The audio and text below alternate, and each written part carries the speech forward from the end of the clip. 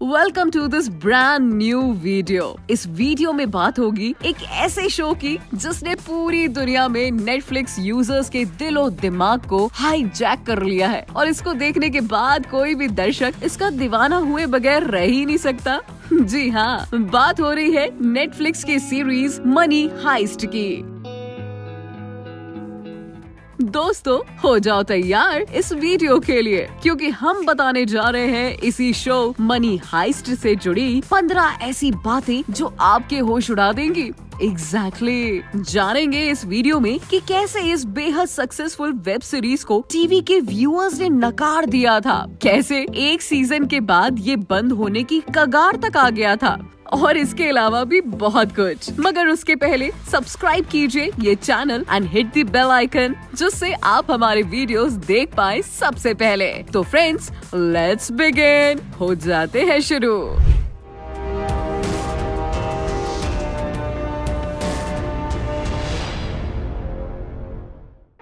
Number 15। इस show का season 1 Spain में टीवी शो के तौर पे मार्च 2017 में लॉन्च किया गया था, वहाँ की स्पेनिश ऑडियंस को ध्यान में रखकर। लेकिन जल्द ही मेकर्स को समझ आ गया कि वहाँ की ये ऑडियंस को पसंद नहीं आ रहा और इसे बंद करने की बातें शुरू हो गई। लेकिन तभी नेटफ्लिक्स ने इसमें ग्लोबल ऑडियंस के लिए पोटेंशियल को देखकर इन्वेस्ट करने का मन बनाया, और ये फैसला सही साबित हुआ, क्योंकि ग्लोबली इस सीरीज में बहुत नाम और शोहरत कमाया। यानी यहाँ पे घर की मुर्गी दाल बराबर वाली कहावत बिल्कुल सटीक बैठती है जनाब। नंबर 14। क्या आप जानते हैं कि मनी हाइस्ट में दिखाए गए कई सारे क्राइम सीन्स को देख देख के हूबहू उनकी स्टाइल को कॉपी करके एक्चुअल रियल लाइफ में रॉबरीज को वर्ल्ड के अलग अलग पार्ट्स में रिपोर्ट किया गया है। यानी इस शो ने ना सिर्फ इसके फैंस को बल्कि कई सारे क्रिमिनल्स के अंदर भी आए हाय अलग ही आग जगा दी, या यूं बोलूं बहुत ज्यादा एंटरटेन किया है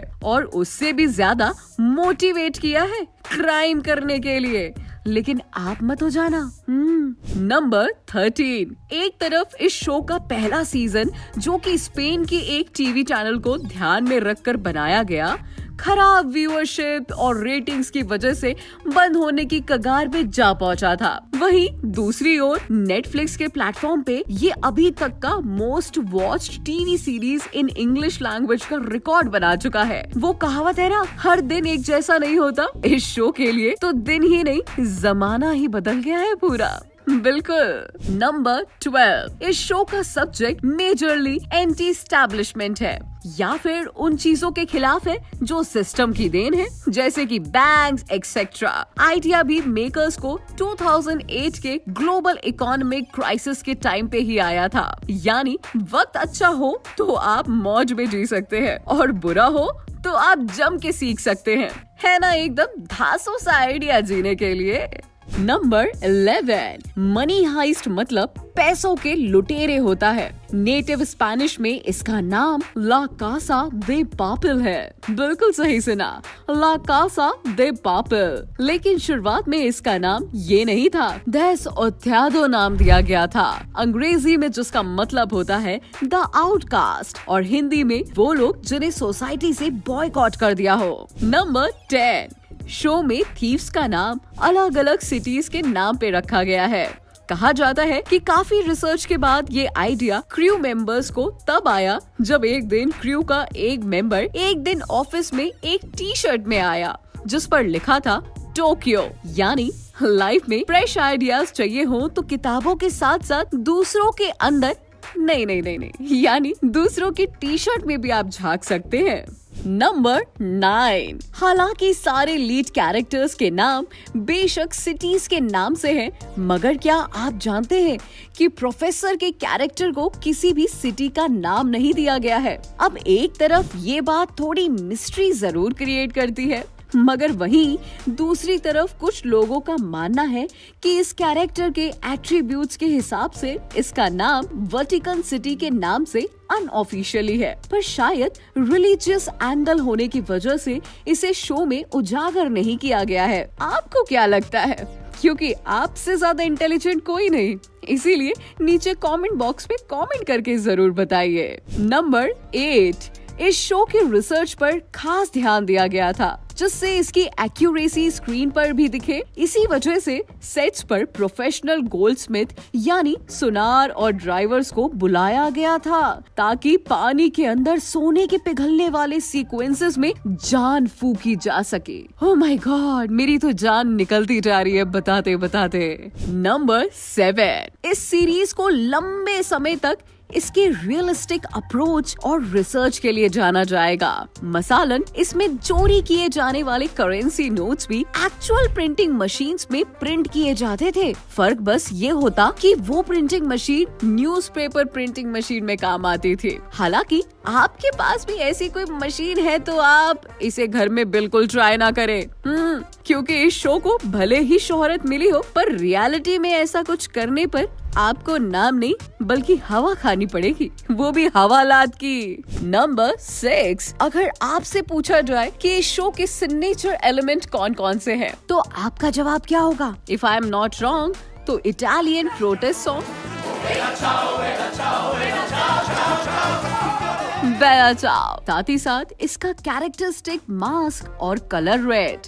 यहाँ आपको बताना चाहूंगी कि ये सॉन्ग बेला चाओ दरअसल एक राइटर की पर्सनल फोन प्लेलिस्ट में था, जिसे उनका हाइप सॉन्ग कह सकते हैं, क्योंकि इसी गाने को लूप में सुन सुनकर उन्हें इस शो को लिखने के आइडियाज आते थे। बाद में इस गाने को ऑफिशियली हिस्सा बनाया गया और अब दोनों ही एक दूसरे को कंप्लीट करते हैं। नंबर 5, बात करें इस शो में दिखाए गए मास्क की, तो एक इंटरनेशनल न्यूज डेली की रिपोर्ट के मुताबिक ये ऑलरेडी काफी पॉपुलर हो चुका है। कुछ जगहों पर इसे पहनकर लोग प्रोटेस्ट करते नजर आए, तो कहीं रियल लाइफ रॉबर्स ने अपने क्राइम को अंजाम देते वक्त भी इसे पहना। कुल मिलाकर ऐसी मिसाल मिलना मुश्किल ही नहीं नामुमकिन होगा, जहां हर किसी को एक ही चीज बार बार देखने पर पसंद आए। नंबर 4, अगर आपने इस शो को बहुत बारीकी से देखा है तो आपने गौर किया होगा कि ये शो ना तो एक टिपिकल एक्शन थीम बेस्ड है और ना ही सोशल वेलफेयर थीम बेस्ड। दरअसल इसके मेकर्स ने रिसर्च में पाया कि एक्शन फिल्म में व्यूअर्स को बहुत ज्यादा शैलो और अनरियल लगती है, जबकि सोशल सब्जेक्ट्स की मूवी काफी बोरिंग। तभी फैसला किया गया बीच का, यानी बीच के रास्ते में दोनों के फ्लेवर को मिक्स कर दिया गया। और इनका ये फैसला कितना कमाल निकला ये तो बताने की जरूरत नहीं है मुझे। नंबर 3, मनी हाइस्ट के सीजन 1 की शूटिंग का ज्यादातर हिस्सा ड्रिड स्पेन में शूट किया गया था। बाद में शो को नेटफ्लिक्स द्वारा खरीद लिए जाने के बाद प्रोडक्शन टीम के पास इतना पैसा आ गया कि आगे के सारे एपिसोड्स और भी ज्यादा एक्सोटिक या वर्चुअल रियलिटी वाले CGI सेट्स की मदद से कंस्ट्रक्ट किया गया, जिससे शो का एस्थेटिक और भी ज्यादा ग्रैंड और खूबसूरत हो गया। और यही वजह कि सीजन 1 के और बाकी के एपिसोड्स के प्रोडक्शन क्वालिटी में ज्यादा अंतर है।